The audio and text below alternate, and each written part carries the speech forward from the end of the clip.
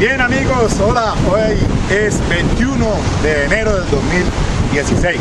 Me encuentro en este sitio hermoso en Tolú, Sincelejo. Estoy acá en tránsito en las fiestas del 20 de enero, las Conolejas y bueno, en fin, toda esta región tan hermosa, tan chévere. Bueno, aprovechando de todas maneras para ir preparando el tema que se viene, que es la sentencia 46153 que les había dicho del 2015. Esa es de la magistrada Patricia Salazar Cuellar.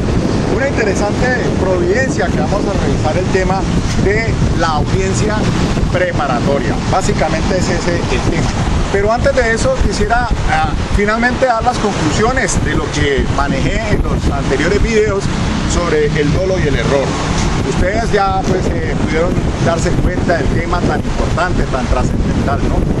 Sobre todo con ese escrito que aparece en la revista de Derecho Penal Contemporáneo que hace el profesor Diego Araque, profesor de Derecho Penal de la Universidad de Medellín. Pues muy bien, ese tema interesante en el que él propone pues que unificar una teoría del error. En materia de eso pues prácticamente la conclusión a que se llega es que el artículo 22 del Código Penal de la Ley 599 del 2000, en el que define el dolo como el conocimiento más la voluntad, el aspecto cognitivo y el volitivo, ahora se le suma en el primer elemento lo de la conciencia de la antijuridicidad.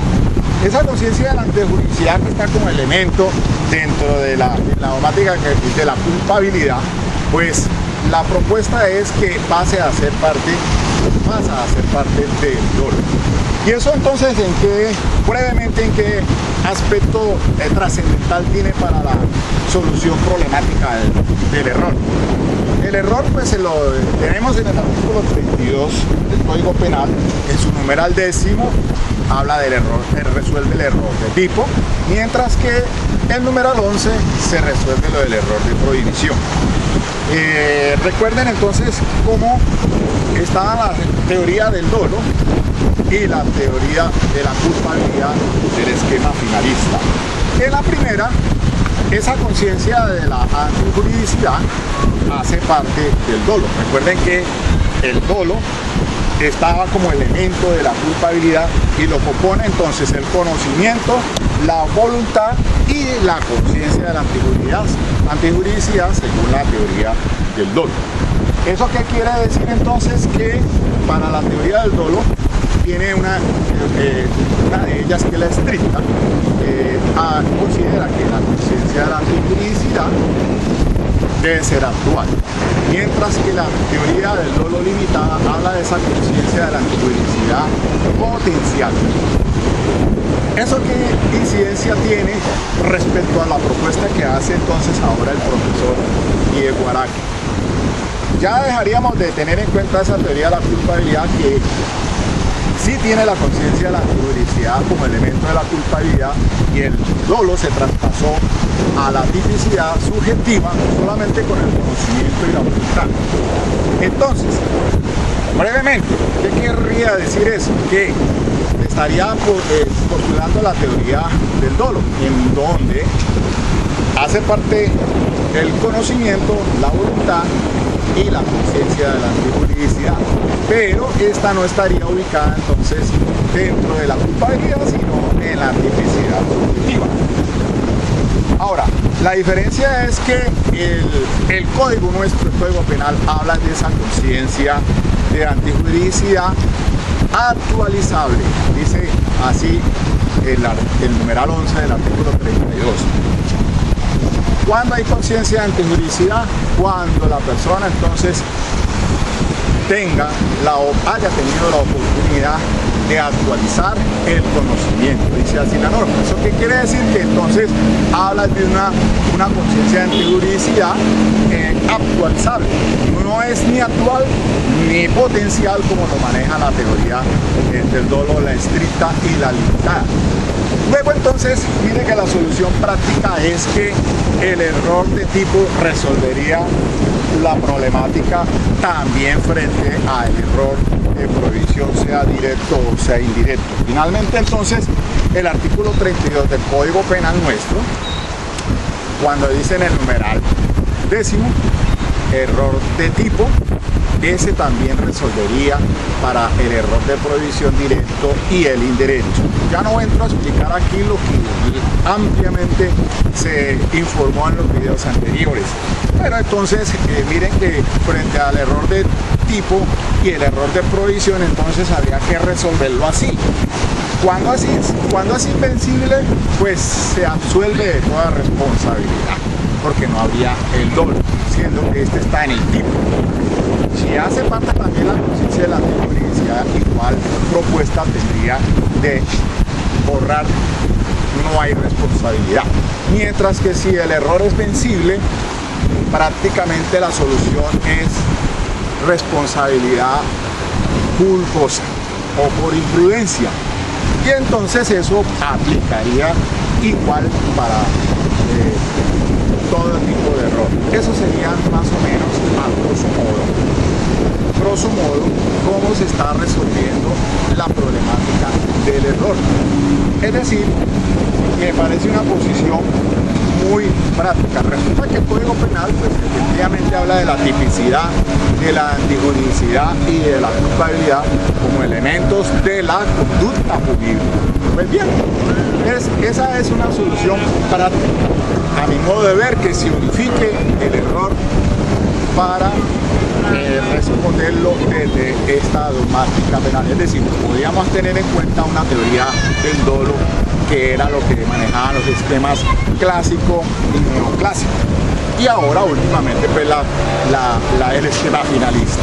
Bueno, mire que aquí voy a dejar un preámbulo de lo que va a ser el tema a tratar sobre la audiencia preparatoria. En esa interesante providencia de la doctora Patricia Salazar Cuellar, es un caso que sucede en Montería, en el que se están procesando penalmente a un fiscal y a un juez por el prevaricato por acción, en el que se precluyó una investigación en contra de dos alcaldes de por acá, de esta zona del Caribe, en el que estaban siendo investigados por peculado. Eso dio lugar a que en la audiencia preparatoria se presentaran el asunto de la pertinencia, de la conducencia y la utilidad.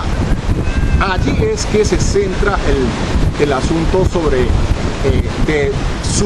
citar por lo menos claramente cuáles son las razones de pertinencia, de acuerdo pues al artículo 375, que dice que los elementos materiales y toda la evidencia física y los medios de prueba van directa o indirectamente a esclarecer los hechos y la responsabilidad, como la identidad, o para hacerlo más probable o menos probable alguna de esas circunstancias, o para atacar la credibilidad del testigo o de un perito, dice el 375. Entonces, fundamentalmente, una cosa es la pertinencia, otra cosa es la conducencia y la otra es la utilidad.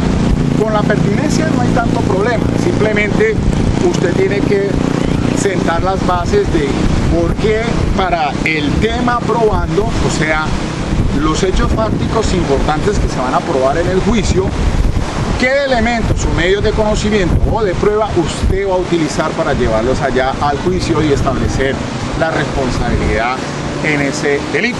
Entonces, la pertinencia se refiere al tema del artículo 375 y recordemos que el artículo siguiente, 376, dice que toda prueba pertinente es admisible, salvo pues algunas tres situaciones cuando genere confusión o escaso valor probatorio o dilate la investigación, se rechazará por inadmisible ese tema si está planteado en esos términos. Mientras que la conducencia es un tema muy más complicado, como lo es también el tema de la utilidad. Al momento en que tengan que sustentar en el tema probando y el medio de conocimiento que va a llevar para sustentar ese tema de prueba.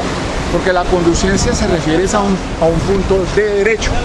Y eso quiere significar que quien alegue en la preparatoria que no hay conducencia tiene que probar, oígase bien. ¿Cuál norma jurídica prohíbe eso? En la legislación colombiana, en el procedimiento de la 906, y resulta de que el código habla de libertad de prueba de acuerdo al 373. Cualquier elemento material de prueba que esclarezca los hechos que no violan los derechos humanos son los pertinentes, son los medios conducentes, pero entonces hay una libertad probatoria. No hay ninguna norma de la 906 que le diga que se prohíbe probar tal tema o los hechos fácticos de la acusación con tal medio de prueba. Solamente tenemos un sistema de prueba tarifario, pero en cuanto a la prueba de referencia, porque el 381 dice que no se puede condenar exclusivamente en prueba de referencia. Es decir, que entonces hay una libertad de prueba, pero entonces cuando alegue alguna de las partes que no es conducente, tiene que demostrar cuál norma del código o del ordenamiento jurídico prohíbe que entre a juicio a través de ese medio de prueba. Lo mismo pasa con la utilidad.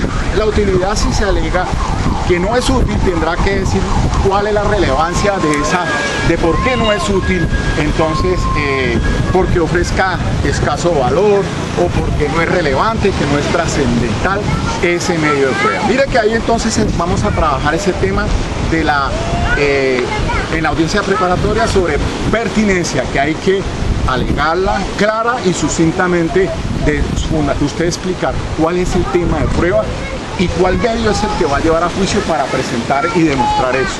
Lo otro es en relación con la prueba de referencia. Ahí el problema, cuando esas declaraciones antes del juicio oral se consideran prueba de referencia, entonces también vuelve la providencia muy interesante a manejar los dos temas.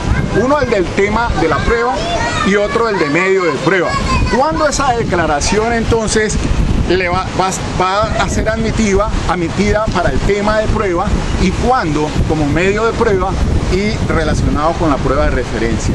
Entonces ahí también vamos a revisar ese temita tan interesante, mis queridos suscriptores, amigos, y quería entonces hacer este preámbulo desde este hermoso sitio de Tolú, zona de acá a mi lado Coveñas, a 1 hora de Sincelejo, y más en estas fiestas que tienen acá con relación al 20 de enero.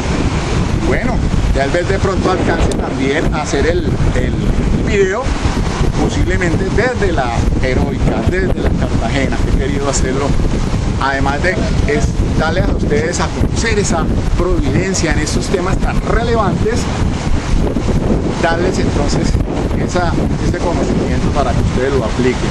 Recuerden entonces la sentencia de la 46153 del 2015, con ponencia de la doctora Patricia Salazar Cuello.